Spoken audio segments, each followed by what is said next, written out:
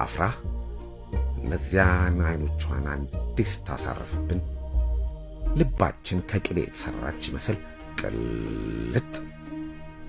ደሞ አይኖቿን ጨፍና የምትስቀው ነገር አላት። አቤት ሲያምርባት! አፍራ አፍራ አፍራ አፍራ አፍራ ሳር ቅጠሉ አፍራ አፍራ እንዳለ ይውላል። ታዲያ እሷ ጋር ማውራት ለመቀራረብ የማይጥር ማን ነው? አፍራ ወይንሸትና ሰዓዳ አንድ ወንበር ላይ ነበር የሚቀመጡት። እውነቱን ለመናገር አፍራህን አይቼ ዳርና ዳር የተቀመጡትን ወይንሸትና ሰዓዳን ስመለከት የምር ሰው አይመስሉኝም። ይቅር ይበለኝ።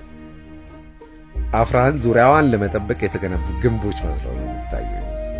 ለነገሩ ሁላችንም የክላሱ ልጆች የሆንን ዙሪያዋን የበቀልን አረብ ነገሮች ነበር የምንመስለው። አፍራ የምትባል ጉድ እንድታሳጣ መሃላችን ጥሎብን ምን እናድርግ? 7ኛ ሲ ክፍል ማን አለ ቢባል አፍራ ብቻ። አፍራ ሂሳብ አስተማሪያችን ራሳቸው 7 ጥያቄ ከጠየቁ 5ቱ ለአፍራ ነው። በእርግጥ አፍራ 5ቱንም አትመልስም፣ ግን ፈገግ ይልላታል።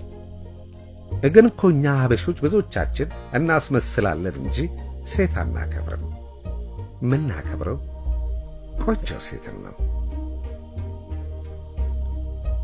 ምስኪን ጓደኛ ያላሚን ታዲያ ከዚህ ተአምረኛ ልጅ ፍቅር ያዘው። ያውም የማያፈናፍን ትንፋሽ የማይሰጥ ፍቅር። አላሚን አባቱ ሞተዋል።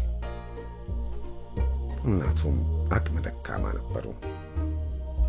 እማማ ከድጃ ለጅህነት ይበላቸው ዛሬ በሕይወት የሉም።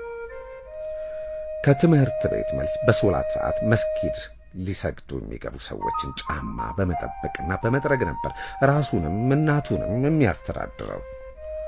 አፍራህን እንዳፈቀራት የነገረኝ በሐሳብ መንምኖ ሳር ካከለ በኋላ ነው። ሲጀመር አላሚን ዝምተኛ ልጅ ነው። አይናገር አይጋገርም። አንድ ቀን ታዲያ እኛ ቤት ሄደን ሳለ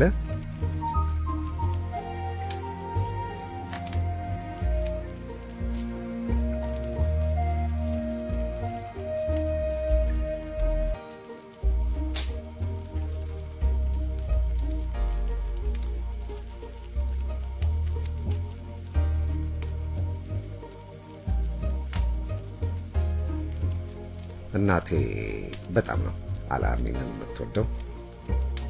አላሚን አለችው። ስትጠራ ሁሌም እንደዚህ ነው። አቤት። ምን ነው ትምህርት ከበደህ እንዴ?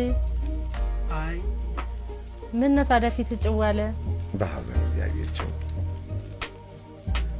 እንጀራ እየጋገረች ስለነበረ ትኩስ እንጀራ ላይ በርበሬ ነፍነፋ ቅቤ ለግልጋ ሰጠችን።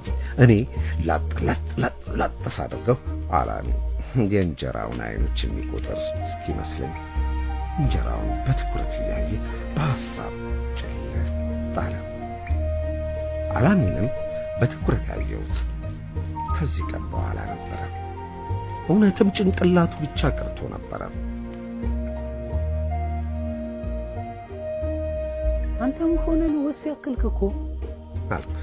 እውነቴን ነው፣ ገርሞኝ ነበር። ሰው ሲከሳ አናቱ እንዲህ ቋጥኝ ያክላል እንዴ? አቡቹ ለማንም አትናገርም? የሆነ ሚስጥር ልንገርህ። አልናገረው። ማርያምን በል። ማርያም ሂደህ እዛ። እኔ ሚስጥራችንን ለሰው ተናግሬ ያውቃለሁ? እሱማ ተናግረህ አታውቅም። ይሄ ግን ሚስጥር አይደለም። እና ምንድን ነው? ሚስጥር ነው። ምን መሰለህ አቡቹ፣